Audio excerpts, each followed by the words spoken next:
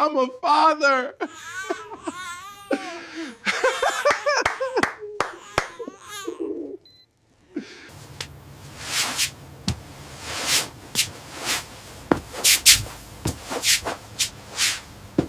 How much for this adapter? That will be 500. Here you go. Thank you. I'm sorry you are not the biological father of the twins. The fluorescent lights of Lagos State University Teaching Hospital buzz overhead as Chidi Okafor paced the waiting room, his worn-out shirt damp with sweat despite the struggling air conditioner. His phone had died hours ago, but he didn't care. Nothing mattered except the woman behind those delivery room doors. Chidi? Chidi! Nwachukwu burst through the hospital entrance, nearly colliding with a nurse. I came as soon as I got your message. Is she... Still in there, Chidi managed, his voice tight with worry. It's been 12 hours, Obi. 12 hours. Obinna gripped his shoulder, the way he'd done countless times since they were students at the University of Lagos. Amara is strong. She'll be fine. They'll all be fine. Twins, Obi. Twins. Chidi laughed, a sound caught between joy and terror. How am I going to feed twins when we can barely afford to feed ourselves? Before Obinna could answer, a nurse emerged. Mr. Okafor, you have a boy and a girl. Congratulations. Chidi didn't remember running. He didn't remember pushing through the doors. He only remembered seeing Amara's exhausted, radiant face and the two tiny bundles in her arms. His children, his world. Chisholm and Chima, Amara whispered, God has answered us. Chidi touched their impossibly small fingers, tears streaming down his face. Behind him, Obinna stood in the doorway, watching with an expression of wonder. Can I? Obinna asked softly. Come, my brother, Chidi said, waving him forward. Come meet your niece and nephew. That was the beginning of everything. 3 months later, their one-room apartment in Surulere felt even smaller with two crying infants. Chidi stumbled out of bed at 2 a.m., again, to the sound of Chisholm's wailing. Beside her, Chima joined the chorus. I've got Chima, Amara said, her voice heavy with exhaustion. She'd barely slept in weeks. Chidi lifted Chisholm, wrapped her against his back with a traditional wrapper his mother had sent from the village, then scooped Chima into his arms. He began to dance, a slow, swaying rhythm while humming an old lullaby. Sleep, my children. Sleep, my joy. Your papa is here. Your papa will always be here. Back and forth across the small room, past the curtain that separated their sleeping area from their cooking space, past the table where unpaid bills sat in a pile, past the television they would sell next week to buy formula. Gradually, mercifully, the crying stopped, two tiny heartbeats against his chest and back. Chidi didn't stop dancing, didn't dare stop until he was sure they were truly asleep. His phone buzzed with a text from Obinna. Big meeting tomorrow with the Chinese supplier. This could be the breakthrough we need. Get some rest, brother. Rest. Chidi almost laughed. What was rest? At dawn. He was at their small shop in Idamoto Market.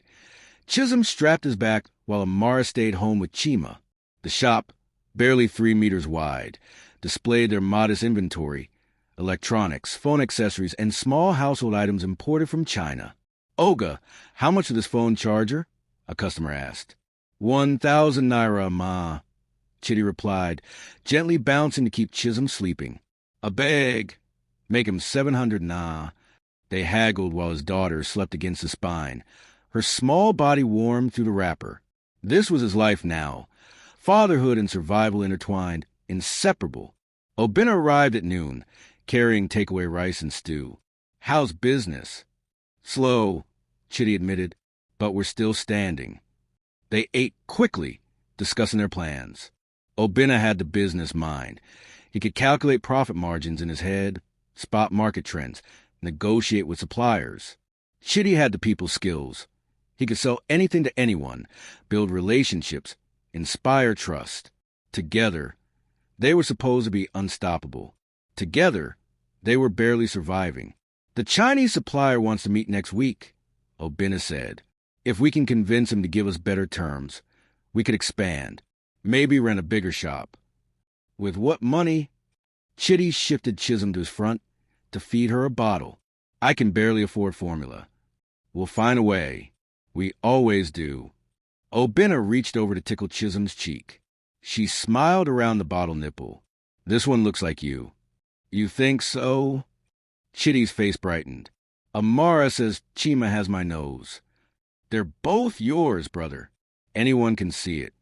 That evening, disaster struck. Both twins developed high fevers. Chitty rushed home to find Amara in tears, both babies wailing inconsolably. They're burning up. Chitty, we need to go to the hospital.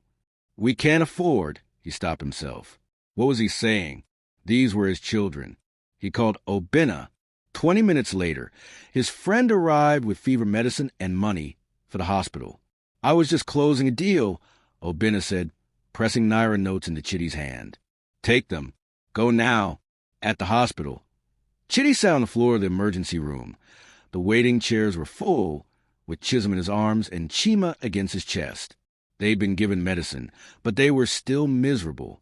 Chisholm suddenly convulsed and vomited all over his shirt, his only good shirt, the one he wore to important business meetings. He didn't flinch, just held her closer. It's okay, my princess. Papa is here. Papa's got you. Chima vomited next, adding to the mess. The other people in the waiting room looked away in disgust. Chitty didn't care. He just held his children and rocked them gently, his shirt soaked with their sickness, his heart full of desperate love. When Obinna found them 2 hours later, that's how he was, covered in vomit, exhausted beyond measure, but still holding his babies, still humming that lullaby. Chitty? Obinna's voice cracked. They're okay now, Chitty said softly. The fever is breaking. They're going to be okay. Obinna sat beside him on that dirty hospital floor in his expensive shoes and clean shirt and didn't move until the nurses said they could go home. Months became a year. The twins started crawling, then walking. The business started growing slowly but surely. Chitty and Obinna landed their first major contract, supplying electronics to a chain of phone shops across Lagos. The day the money came through, they stood in their small shop, staring at the bank alert on Obinna's phone. We did it, Obinna whispered. We did it, Chitty shouted, grabbing his friend in a fierce hug.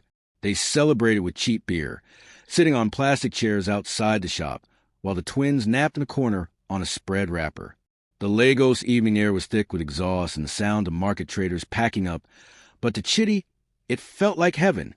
This is just the beginning, Obinna said, raising his bottle. We're going places, brother. To partnership, Chitty replied. To brotherhood. They clinked bottles. That night, back in their one-room apartment, Chitty stood over his sleeping twins. They were on a small mattress on the floor, Chisholm's arm thrown over Chima's chest. In sleep, they looked peaceful. Perfect. Chitty knelt beside them, touching each small forehead gently. I will give you everything I never had, he whispered. We will make this business work. You will go to the best schools. You will eat the best food. You will never know what it means to sell your television to buy milk. I promise you, my children. Your papa promises you. Behind him, Amara watched from their bed, tears streaming down her face. Obinna's message glowed on Chitty's phone. Sleep well, brother. Tomorrow we change our destiny. Tomorrow indeed. Tomorrow and all the tomorrows after, built on love, sacrifice, and a friendship that seemed unbreakable. If only they knew. If only Chitty knew that the foundation of his entire world was already cracked, already hiding a betrayal that would one day shatter everything. But tonight, he didn't know. Tonight, he was just a father who loved his children, a husband who adored his wife, a friend who trusted his brother. Tonight, in that small room in Surulere, Chitty Okafor was simply happy. Oh, wow! Chitty had nothing but love and determination. He danced those babies to sleep in a one-room apartment while building his dreams. And Obinna? He was there from day one. If this beginning is already touching your heart, smash that like button and subscribe to AfricanTales by Zion. Drop a comment. What would you sacrifice for your children? Next chapter shows them as billionaires. But something dark is hiding beneath all that success. Share this video. Turn on notifications. 13 years later, Chitty stood in his penthouse in Akoi, watching the Lagos skyline glitter in the morning sun. His reflection in the floor-to-ceiling windows showed a different man. Designer suit, Rolex watch, the confidence of someone who had conquered the world. "Dad, we're going to be late." Chisholm appeared, her private school uniform immaculate, her backpack branded with expensive logos. "Coming, princess." He smiled, grabbing his keys. Keys to a Range Rover, not the Danfo bus he used to take. Downstairs, Chima was already in the car, absorbed in his phone. "Dad," Uncle Obi texted. "He's coming over after school."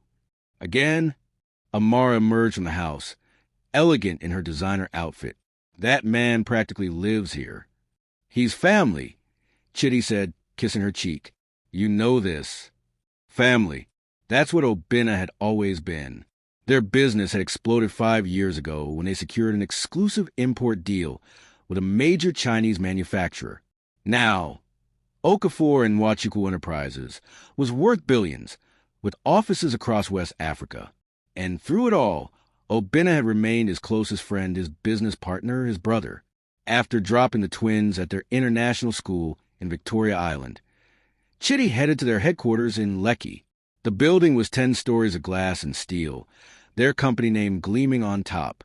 In the boardroom, Obinna was already reviewing contracts. "Ah, you're here. Look at these numbers." He pushed papers across the table. "The Abuja expansion is performing beyond projections." They worked together seamlessly, finishing each other's sentences, anticipating each other's thoughts.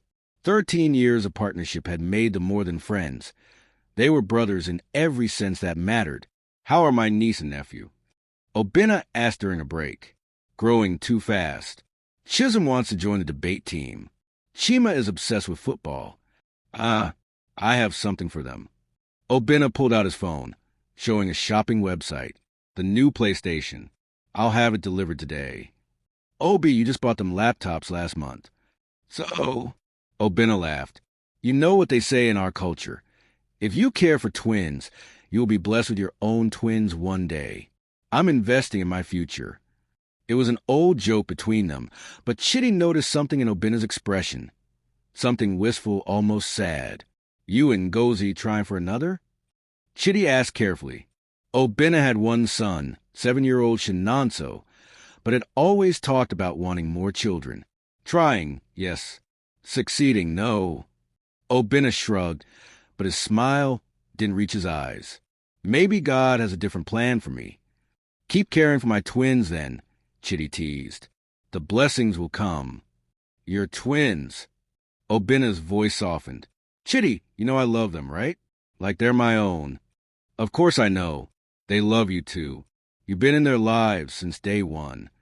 "Since day one," Obinna repeated quietly. "Yes, since day one." That afternoon, at the International School's inter-house sports competition, both families gathered in the stands. Ngozi sat with Amara, their sons playing together while the men stood at the rail, watching Chisholm prepare for the relay race. "That's my girl." Chitty shouted as Chisholm took her position. "She's fast," Obinna said proudly. "Takes after you." The starting gun fired. Chisholm burst forward, her long legs eating up the track. She was in 3rd place, then 2nd, then she stumbled. "Get up, baby." Chitty screamed, but Chisholm didn't get up. She collapsed onto the track, her body convulsing. Time stopped. Chitty was running before his mind registered movement. Behind him, he heard Amara scream, heard Obinna shouting for someone to call an ambulance. "Chisholm! Chisholm!" He reached her, cradling her head. Her eyes were rolled back, foam at her lips. "Somebody help." His voice broke. "Please, my daughter." The ambulance arrived within minutes, one of the benefits of an expensive private school. They loaded Chisholm onto a stretcher, Chitty climbing in beside her, gripping her hand. At Evercare Hospital, the most expensive private hospital in Lagos, doctors swarmed around his daughter. Chitty stood outside the emergency room, his hands shaking, his mind blank with terror. Amara arrived, Chima clinging to her. Obinna was right behind them, his face pale. What did they say? Amara demanded. They're running tests. They don't know. Chitty's voice cracked. She just collapsed. She was fine, and then... Obinna pulled him into a hug. She'll be okay. Chisholm is strong. She'll be okay. Hours passed in that sterile waiting room. Chima fell asleep against Amara. Obinna left to get food, came back, left again to make business calls, came back. Always coming back. Finally, a doctor emerged. Mr. Okafor, Mrs. Okafor. They jumped up as one. Your daughter is stable, but we've discovered some concerning results in her blood work. She has a rare blood disorder. It's manageable, but we need to run comprehensive genetic testing. Test anything, Chitty said immediately. Do whatever you need to do.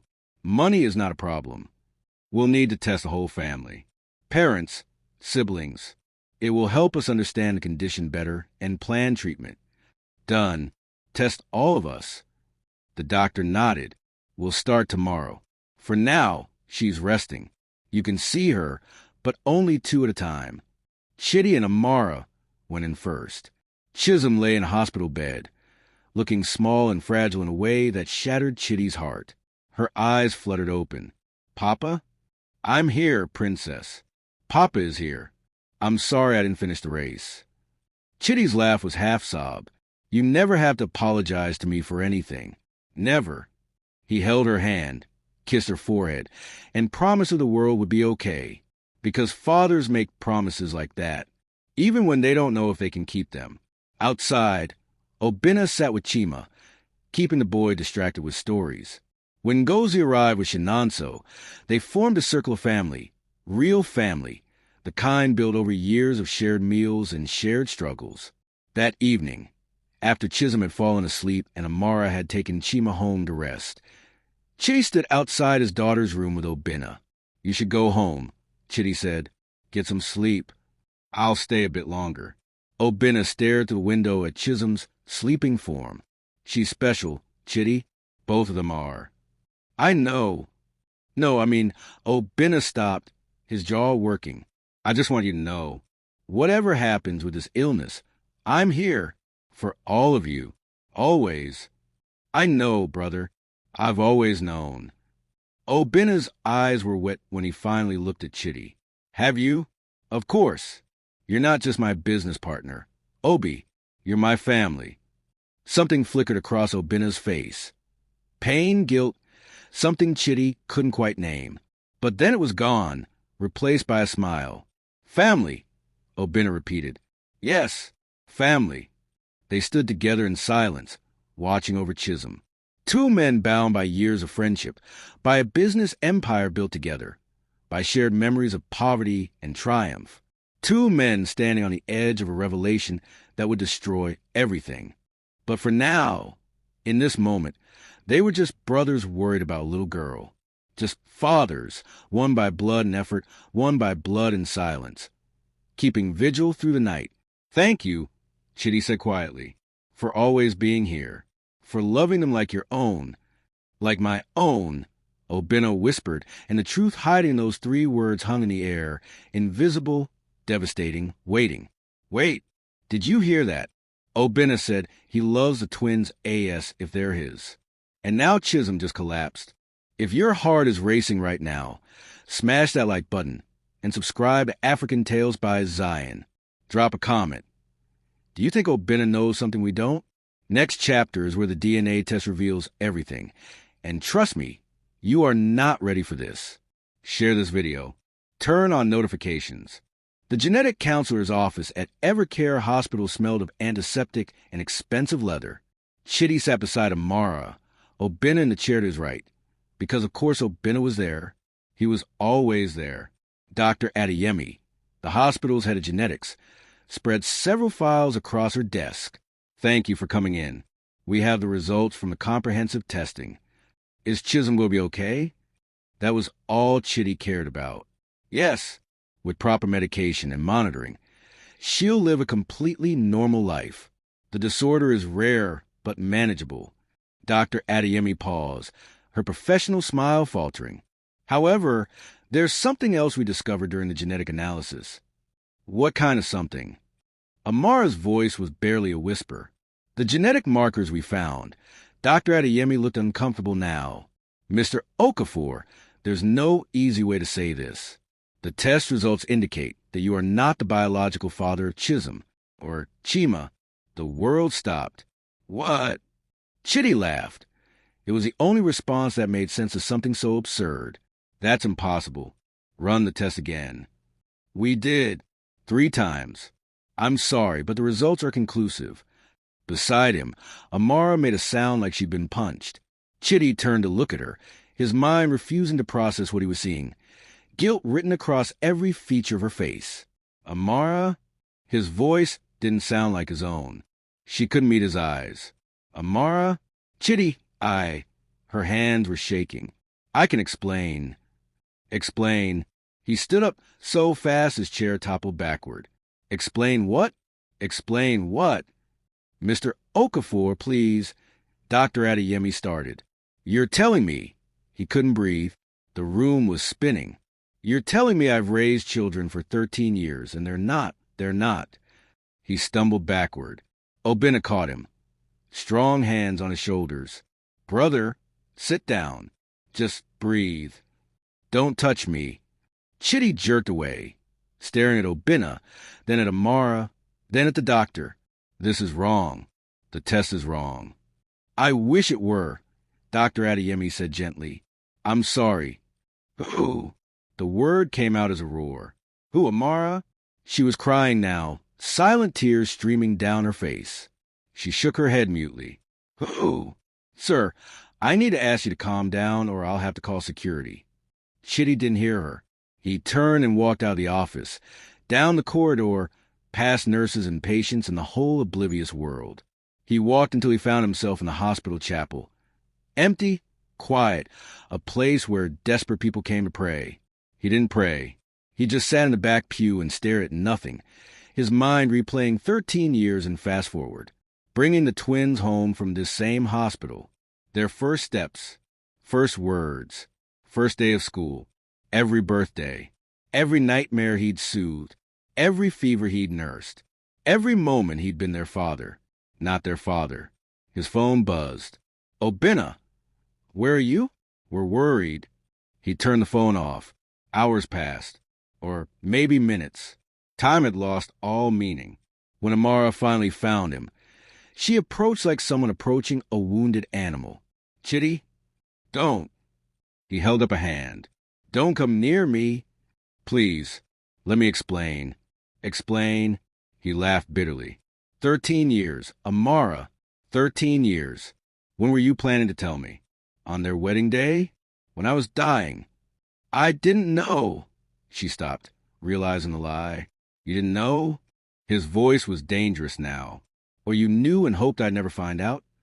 She crumpled into a pew, sobbing. It was once. Only once.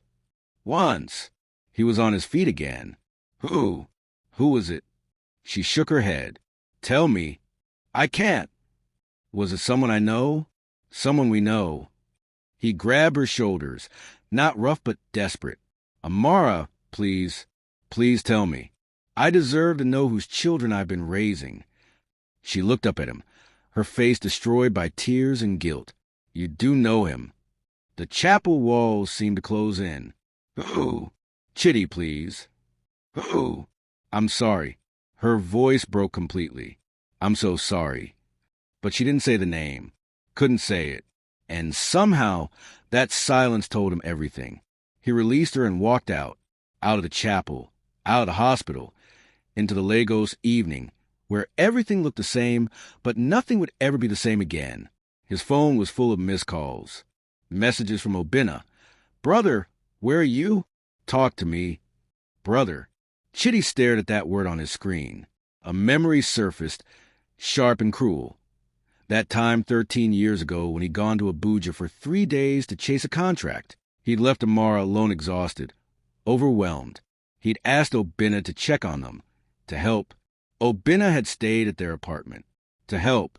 No, Chitty whispered. No, not him. Anyone but him. But his hands were already dialing. Chitty, thank God. Where are you? Obina's voice was frantic with worry. We need to talk. Yes, yes, come to the office, or I'll come to you. Are they yours? Silence.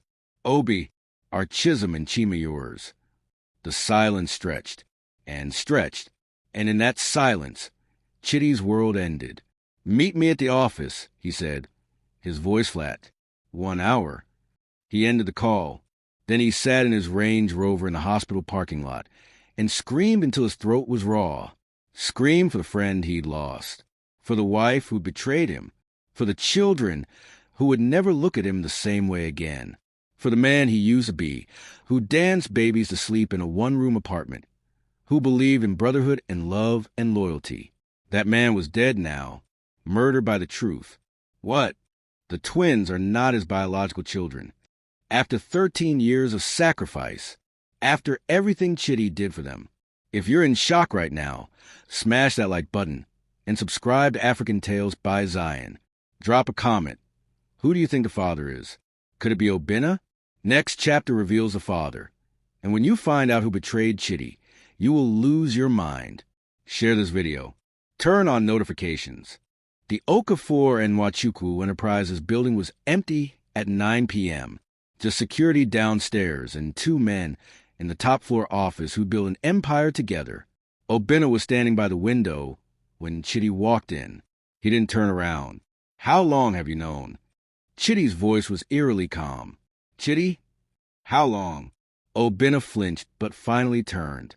His face was haggard, years older than it had been that morning. Since the beginning, the words hit like bullets. Since the beginning, Chitty repeated slowly. You've known for 13 years that those children were yours, and you said nothing? What was I supposed to say? Obina's composure cracked. You were so happy. You loved them so much. How could you what? Steal my wife? Destroy my family? Let me raise your children while pretending to be my brother? It wasn't like that. Then tell me. Chitty advanced on him. Tell me what it was like. Because from where I'm standing, my best friend, my brother, betrayed me in the worst possible way and then watched me live a lie for 13 years. Obina's hands were shaking. It was one night, one terrible mistake. Don't give me that. It takes 2 people to make twins. It was one night. Obina shouted. You were in Abuja. Amara was alone. She called me crying. Said she couldn't do it anymore, couldn't handle the exhaustion and the poverty and feeling like she was drowning. So you slept with her? No. I came over to help. I sat up with her, tried to calm her down. But she was crying and I was holding her, and it was late and we were both exhausted and vulnerable, and He stopped, closing his eyes. It just happened. Once. And I hated myself for it. I've hated myself every day since. But not enough to tell me the truth. I tried. God knows I tried. Obina's voice broke. 100 times. I almost told you. But then I'd see you with them. The way you looked at Chisholm and Chima. The way you loved them. And I couldn't destroy that. I couldn't take that away from you. That wasn't your choice to make. I know. Obina slammed his hand on the desk. Don't you think I know that? Don't you think it's been killing me? Watching you be their father, knowing they were my blood, but your children, is that why you stay close? Chitty's laugh was bitter. All these years, all the gifts, the uncle act. You weren't being a good friend. You were being a guilty father. I was being both. Obina's eyes were wet. Chitty, I love those children. I love them so much it hurts. But you are their father. You're the one who walked them to sleep. You're the one who sat up with fevers. You're the one who sacrificed everything. With your blood in their veins. Chitty roared. Do you know what that means? Do you know what you've stolen from me? I never meant. Every moment I held them, every time I looked at them and saw myself, it was a lie.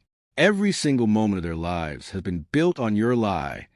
Our lie, Obina said quietly. Amara and I, she begged me never to tell you. She said it would destroy you, destroy the family. So you both decided to play God with my life. We were trying to protect you. Protect me? Chitty picked up a picture frame from his desk. The twins at their 10th birthday party. Obinna in the background. Always in the background. He threw it against the wall. Glass shattered. You want to know what would have protected me? The truth. 13 years ago, when it was still time to... He couldn't finish. Couldn't even articulate what he would have done differently, because the alternative was unthinkable. Walk away from the twins? From Chisholm and Chima, who he'd loved from their first breath. That's why I couldn't tell you, Obinna said, reading his mind. Because it was no good choice. Tell you and watch you leave them, or stay silent and hope you'd never have to know. Hope I'd never have to know. Chitty's voice was dead. You mean hope I'd die first. Hope I'd go my grave, never knowing my entire life was a lie. It wasn't a lie. Your love for them isn't a lie. You are their father, Chitty. Don't. Chitty held up a hand. Don't you dare tell me what I am. You lost that right 13 years ago when you climbed into bed with my wife. I didn't. Obinna stopped, realizing how it sounded. We didn't. I don't want the details. Chitty's voice was cold now, emotionless. I just want you out of my life, out of my children's lives. Chitty, please. The business is done. We'll sell it, split everything 50-50, and never speak again. You can't. I can't. Chitty stepped closer, and Obinna actually backed up. I can't what? Take my life back? Protect my children from the man who helped create them, but kept them as a dirty secret. They're not a secret. They're not dirty. They're... Obinna's voice cracked completely. They're the best thing I ever had a part in creating, and I know, I don't deserve to be in their lives. But Chitty, brother, please don't make them suffer for our mistakes. Don't call me brother. Each word was a knife. A brother doesn't do what you did. A brother doesn't look me in the eye every day for 13 years while hiding the biggest lie imaginable. What about Amara? Obinna asked desperately. Are you going to divorce her? Take the children away from their mother? That's none of your concern anymore. They're my children, my blood. I have a right. You have no rights. Chitty exploded. You gave up your rights when you chose to be a secret father instead of an honest man. You want to claim them now? After 13 years? Fine. Let's tell them. Let's tell Chisholm and Chima that Uncle Obi is really their daddy. Let's see how that destroys them. Obinna paled. You wouldn't. Why not? You seem to think honesty is so important now. They're 13 years old, Chitty. They're children. This would shatter them. And whose fault is that? But even as he said it, Chitty felt sick, because Obinna was right. The twins were innocent in all this. They didn't deserve to have their world destroyed. But what was the alternative? Pretend nothing had changed? Watch Obinna continue to play uncle while knowing the truth? I need you to leave, Chitty said finally. Leave Lagos. Leave Nigeria if you have to. Just get away from my family. I have a wife, a son, a business. I can't just... Figure it out. Chitty turned away. I don't care anymore. Just stay away from us. And if I don't... Chitty turned back, and the look in his eyes made Obinna step backward. Then I tell them everything. I tell Chisholm and Chima exactly who their real father is, and I let them decide if they want to lie and coward in their lives. It was blackmail. It was cruel. It was the only weapon Chitty had left. Chitty, get out. Please, brother. Get out. Obinna left, walked out of the office they'd shared for 13 years, his shoulders shaking with silent sobs. Chitty stood alone in the empty space, surrounded by the trappings of their success. Awards on the walls, photos of ribbon-cutting ceremonies, newspaper articles about the dynamic duo of Lagos business. All of it meaningless now. His phone buzzed. A text from Amara. Please come home. We need to talk. The twins are asking about you. The twins. Chisholm and Chima. His children. Not his children. His children in every way that mattered. Not his children in the one way that suddenly seemed to matter most. He slid down the wall until he was sitting on the expensive marble floor of their office, and finally Finally, he let himself cry, not the angry tears of betrayal, not the hot tears of rage, just grief, pure, devastating grief for everything he'd lost in a single day: his best friend, his wife's loyalty, his certainty about his own identity as a father, everything he'd built gone, shattered by 3 words from a doctor: not the father. Outside, Lagos continued its endless hustle. Cars honked. Generators hummed. Life went on. But for Chidi Okafor, sitting alone in the dark, everything had stopped. No, no, no. Obinna, his best friend, the man who held those babies, the man who knew for 13 years and said nothing. If you are angry right now, if your blood is boiling, smash that like button and subscribe to AfricanTales by Zion. Drop a comment. Could you ever forgive betrayal like this? Would you forgive Amara? Would you forgive Obinna? Next chapter is a finale. What Chidi decides will either break your heart or restore your faith in fatherhood. Share this video. Turn on notifications. 3 months had passed since Chidi's world collapsed. He'd moved into a hotel suite in Victoria Island. Expensive, sterile, lonely. The kind of place where you could forget who you were, which was exactly what he needed. The divorce papers sat on his bedside table and signed. Amara called every day. He never answered. Obinna had disappeared from Lagos society. Word on the street was he'd relocated the family to Abuja. Their business lawyers were handling the dissolution of Okafor and Wachuku Enterprises. It would take months, maybe years, but Chidi didn't care. He had enough money to last several lifetimes. Money didn't fix betrayal. What destroyed him wasn't the business, or even Amara. It was the twins. Chisholm and Chima came to the hotel every weekend. Court-mandated visitation that felt like torture. They arrived full of questions he couldn't answer. Why did you leave? When are you coming home? Why doesn't Uncle Obi visit anymore? That last question always gutted him. This Saturday, they sat in his suite, Chisholm doing homework on the couch while Chima played video games on his phone. Normal. Mundane. Except nothing was normal anymore. Dad.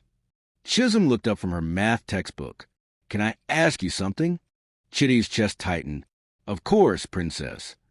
Are you and Mom getting divorced because of me? Because I got sick. What? No. He moved to sit beside her. Chisholm, none of this is your fault. Not even a little bit. Then why?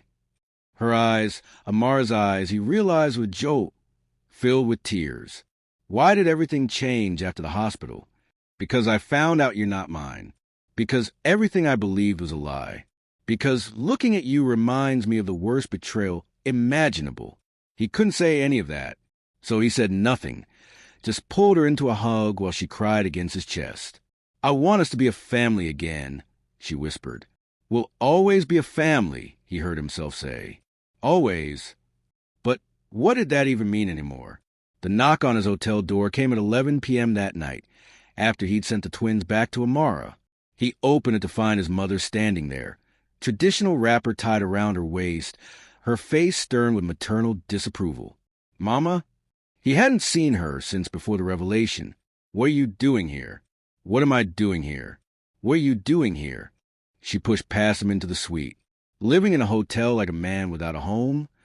I don't have a home anymore.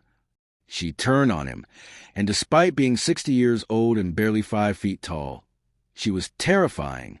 Don't be foolish. You have a home. You have children. They're not, he stopped.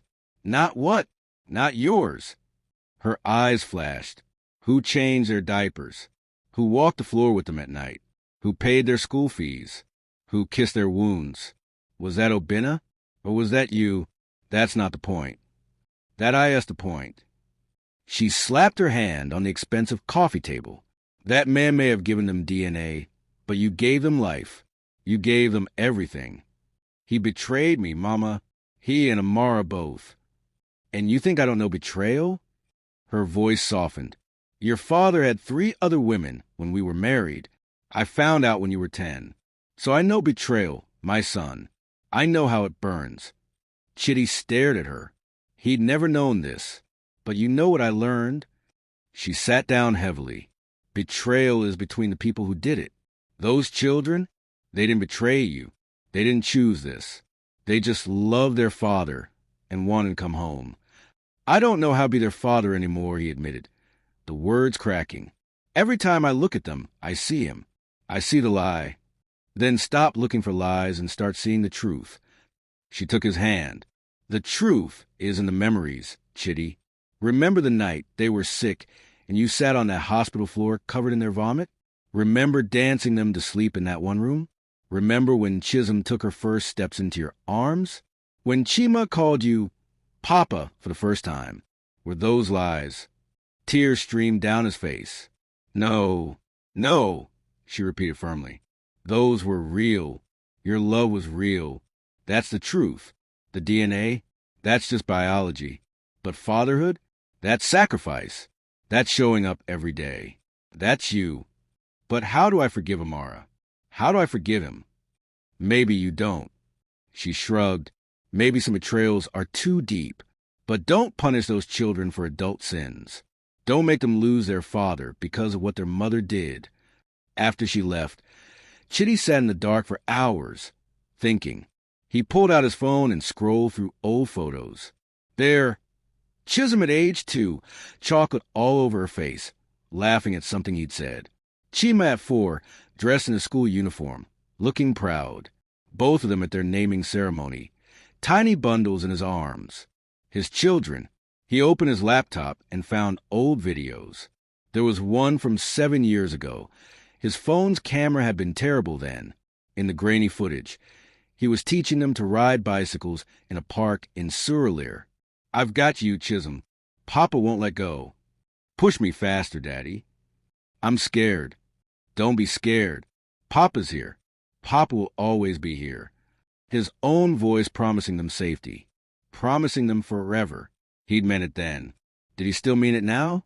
Monday morning. Chitty went to house in Ikoyi. His house. Their house. Amara opened the door, shock written across her face. She looked terrible, weight lost, dark circles under her eyes, the vibrance drained away. Chitty? Are the twins at school? Yes, but we need to talk. They sat in the living room where they'd celebrated birthdays, hosted Christmas dinners, lived a life. She sat across from him, hands twisted in her lap, waiting for judgment. I'm not here to forgive you, he said. I don't know if I'll ever forgive you. She nodded, tears already falling. But I'm here because of Chisholm and Chima. They're falling apart. Amara, they don't understand what's happening, and they're suffering. I know. I'm so sorry. Don't. He held up a hand. I don't want your apologies. I want to know what you're going to tell them when they're old enough to understand why their parents divorced. What will you say about their father? She paled. You mean you're not going to tell them? About Obinna? I don't know. The honesty hurt. Part of me wants them to know the truth, to understand why everything fell apart. But they're 13. They're children. And more than anything, they're innocent. They are, she whispered. This isn't their fault. No, it's ours. Yours, mine, Obinna's, with the adults who failed them. What do you want to do? He stopped, overwhelmed. I want to go back in time and never know. I want to unsee the DNA results. I want to still believe they're mine. They're yours, Chitty. Biologically, they're not. And I can't pretend that doesn't matter. It does matter. It will always matter. He stood, pacing. But you know what matters more? The fact that Chisholm asked me if her sickness caused our separation. The fact that Chima cries himself to sleep asking when I'm coming home. The fact that I'm their father in every way except one, and that one way is destroying all the others. So what are you saying? I'm saying I'm moving back in. Amara gasped. You're what? Not for you. Not because I forgive you. I'll sleep in the guest room. We'll be civil for their sake. But I'm not going to be a weekend father to children I raised from birth. And Obinna stays gone. Forever. If he ever contacts them, if he ever tries to be in their lives, I tell him everything. That's non-negotiable. He's already agreed to that, she said quietly. He moved to Abuja. He won't come back. Good. The word was bitter. Chitty, she stood. Thank you for choosing them, even after everything. I'm not choosing them, he corrected. I'm choosing to be the man I've always been. Their father. That afternoon, when Chisholm and Chima came home from school, they found Chitty in the living room, his bags unpacked, sitting in his usual chair. For a moment, they just stared. Then Chima shouted, "Dad," and ran, slamming into him with the force of 13 years of love. Chisholm followed, quieter but no less desperate, burying her face in his shoulder. "You came home," she whispered. "I came home," he agreed, holding them both. "I'm sorry I left. I'm sorry for everything. Are you and Mom okay now?" Chima asked. "We're working on it," Chitty said, which was true in its own way. They were working on coexisting, on being parents together. "But you two? We're okay. We'll always be okay. Promise?" Chisholm looked up at her with those eyes. Not his eyes, but the eyes he'd looked into since the day she was born. "I promise." Months passed, then a year. The divorce never happened. They existed in a strange limbo, married but separate, parents but not partners. Chitty threw himself into being present. Every school event, every soccer game, every late-night talk about friendship drama or math homework, or what they wanted to be when they grew up. He learned to look at them and see them, Chisholm and Chima, individuals, people he loved, instead of symbols of betrayal. It wasn't easy. Some days, the knowledge still hit him like a punch to the gut, but those days became fewer. One evening, he found himself in Chisholm's room, helping her with a science project like he'd done 100 times before. She was explaining cellular biology with the same intense focus she'd had since she was little. "Did you know that DNA is just information?" she said, drawing diagrams. "It tells your body how to build itself, but it doesn't tell you who you are. That's different." "Is it?" he asked quietly. "Of course. Otherwise, identical twins would be the same person. But they're not. They have the same DNA, but different experiences, different choices. That's what makes them who they are. Out of the mouths of babes. That's pretty smart, princess." She grinned at him. "I get it from you." Something in his chest released. Because maybe she was right. Maybe she didn't get his DNA, but she got his love of learning, his work ethic, his stubbornness. She got 13 years of him being her father. That counted for something. It had to count for something. 2 years after the revelation, Chitty received a letter from Obina. It had been forwarded through their lawyers, no return address. "Chitty, I don't expect you to read this. I don't expect forgiveness. I just need you to know I've stayed away as promised. I haven't contacted them, haven't tried to see them, and it's killing me. But you were right. They're your children. You earned that title through sacrifice and love. I just provided biology. I hope they're well. I hope Chisholm's health is good. I hope Chima is still playing football. I hope they're happy. I hope you're happy. I'm sorry for everything. I destroyed our friendship for one moment of weakness, and I'll regret it for the rest of my life. But I don't regret them. I could never regret that they exist. Even if I can't be part of their lives, knowing they're in the world, being loved by you, is enough. Thank you for being the father I couldn't be." Obina. Chitty read it once, then burned it. Some betrayals couldn't be forgiven. Some friendships, once broken, couldn't be repaired. But he could choose what legacy to leave his children. And it wouldn't be one of bitterness and hatred. That night, Chitty found himself in the twins' room, watching them sleep like he used to when they were babies. Chisholm curled on her side. Chima sprawled across his bed. Amara appeared in the doorway. They existed in careful politeness these days. Co-parents, if not partners. "You're a good father," she whispered. He didn't respond. Just kept watching his children, because that's what they were, what they'd always been. "I'm sorry," she continued. "I know I've said it before, but I need you to know. I'm sorry for the lie. I'm sorry for the betrayal. But I'm not sorry they exist. Even with everything that's happened, I can't be sorry for them. Neither can I," he admitted. And it was true. Despite everything, the pain, the betrayal, the shattered trust, he couldn't regret Chisholm and Chima, couldn't wish them away, because they were his children, not by blood, but by choice, by sacrifice, by 13 years of showing up every single day. That had to mean something. That had to mean everything.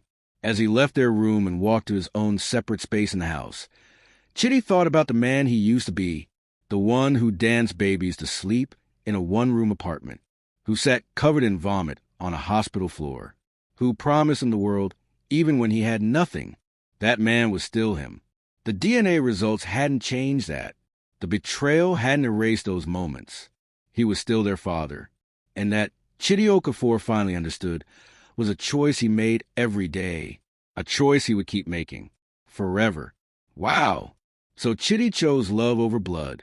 He chose his children. After everything, the betrayal, the lies, the pain, he still chose to be their father. If this story touched your soul, smash that like button and subscribe to African Tales by Zion for more stories that will make you cry, think, and feel. Drop a comment. Is Chitty right to stay, or should he have walked away? What would you do? Share this story with someone who needs to hear it. And remember, blood doesn't make family. Love does. Turn on notifications for the next African Tale. Until then, stay blessed